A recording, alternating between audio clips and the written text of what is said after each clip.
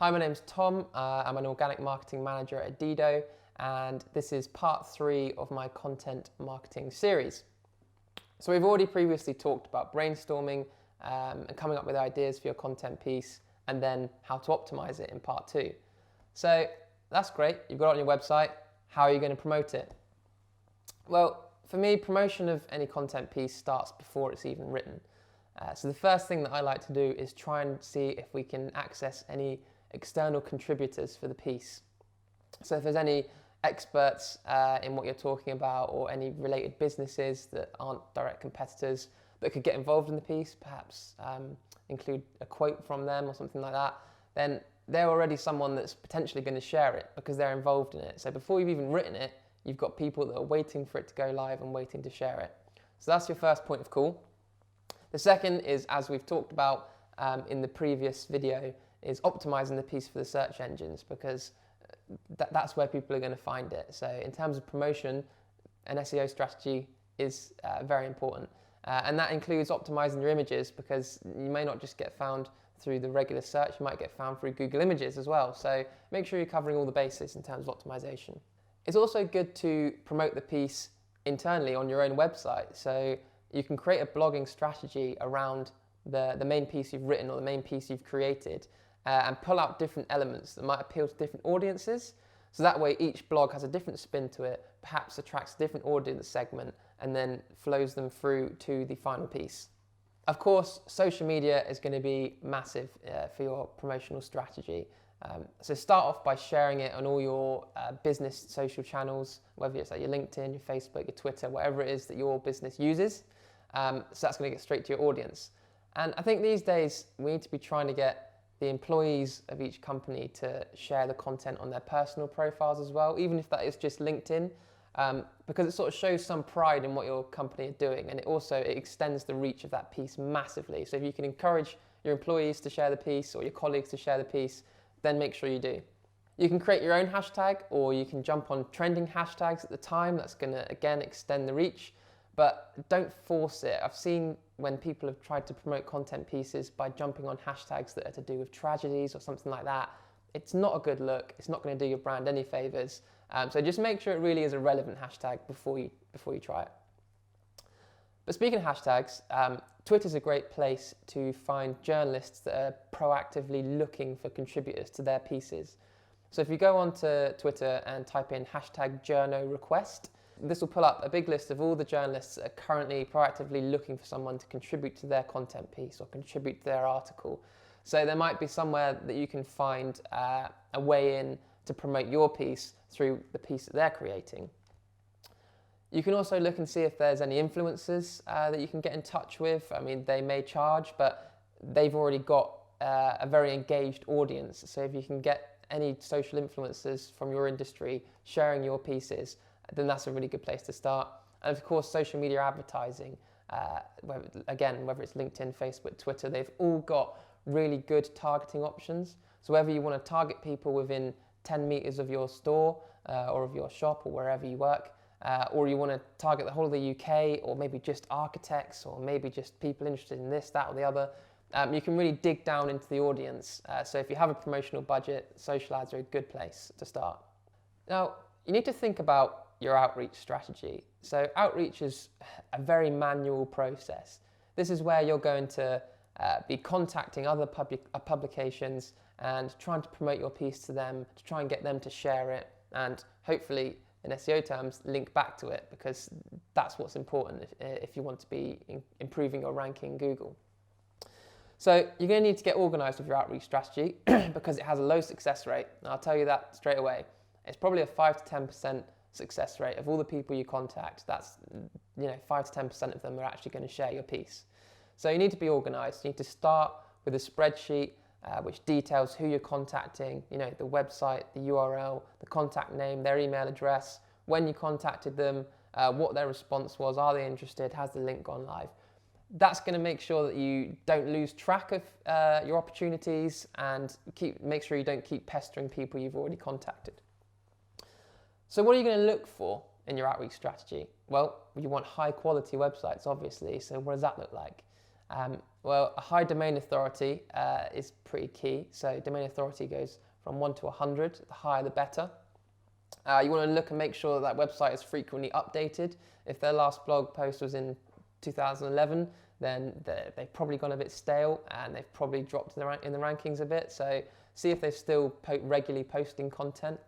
Have they got a good backlink profile? You can use tools like Majestic SEO to explore that backlink profile, see whether other authoritative sites are linking there, and also check that the site is relevant, because if it's not relevant to what you're talking about, then maybe it's not something you could go after. But relevancy is important, especially when looking at domain authority. You can sacrifice a bit of your domain authority for a really highly relevant site, or if it's a local campaign, if it's a really local site, then those sort of factors will outweigh the domain authority. And you can also, of course, ask the webmaster, ask the owner of the website, what's your monthly traffic like? And have a look at the social platforms, what's their following like? Just to gauge whether it's really worth your time. If they're getting 10 visitors a month, maybe it's not something you want to invest time in. So hopefully you're going to know a few of the websites that your audience hang out on online already. So that's where you're going to start. You're going to start your contacting, just an email, a phone call, here's the piece, brief summary, are you interested? Try and gauge interest. But if you start sort of running low on ideas of who to contact, there's a nice little tip for you. If you go to Google and just type in related and then colon, and then the URL, so say if you've been contacting Travel Weekly, you do related colon Travel Weekly, this will then spit out a list of websites that are similar in theme and in style to that site. So then you'll maybe see that you find Travel Daily News or Travel Bulletin. So these are other options for you to then start contacting. And you might find that websites such as Travel Concern come up, which is sort of more about the ethical side of things. This is where you need to get creative and see, is there an angle where my piece could be relevant to this site? So you don't want to just fire out generic emails. Each time you're sending out your email, you want to make sure it's been tailored to suit the audience and to suit that publication. Now, a little link building goldmine is your competitors' backlink profiles. If someone's already linking to your competitor, it shows they've got an interest in the industry, and there's an opportunity that they might link to you.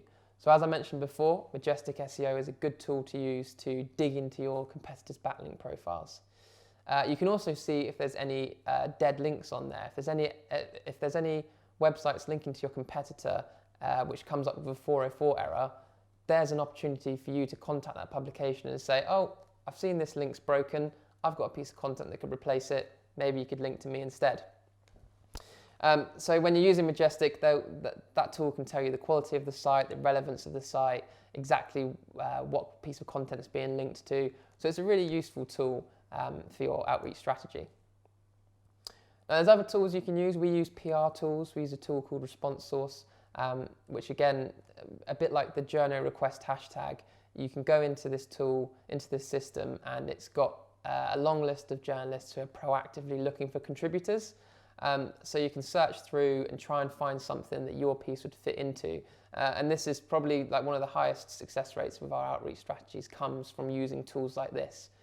It's also good for if you're looking for contributors and if you're looking for people to get involved with your piece. You can also send out your own requests, and then again that just builds up a bigger audience. Now, in your outreach strategy, there's going to be sort of two different avenues that you can go down. The first might be content syndication. So this is where you would take your content piece and you would offer the whole piece exactly as it is to another website for them to publish.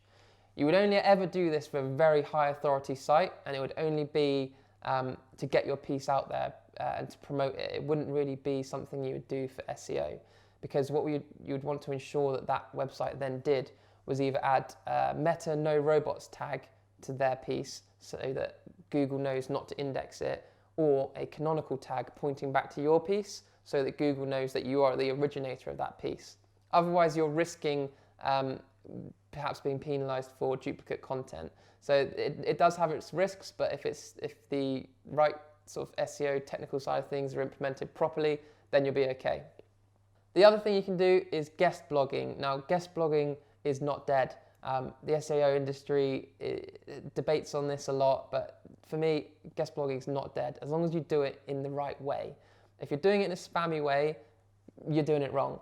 So as long as the site you're approaching is high quality, the content you're writing is relevant and worthy of being put on that site, and the link back to your site is relevant because it actually offers the audience more information opposed to just being a link to your product so they can buy it or something like that. So as long as you're not doing it in a spammy way, guest blogging is still a really effective way to gain new links. So don't be afraid to try it. Just bear in mind that things like private blog networks, which have been specifically set up to build links, that is spammy. So that's definitely not what I'm suggesting. You should only be contacting sites that are genuine, that are there for their own audience. They're not there just for SEO purposes. So there's a fine line, but just avoid the private blog networks. So that's the end of my content marketing series. I hope you guys have enjoyed it. If you want to get in touch, please do so on the details below, and we can discuss how content marketing might work for you.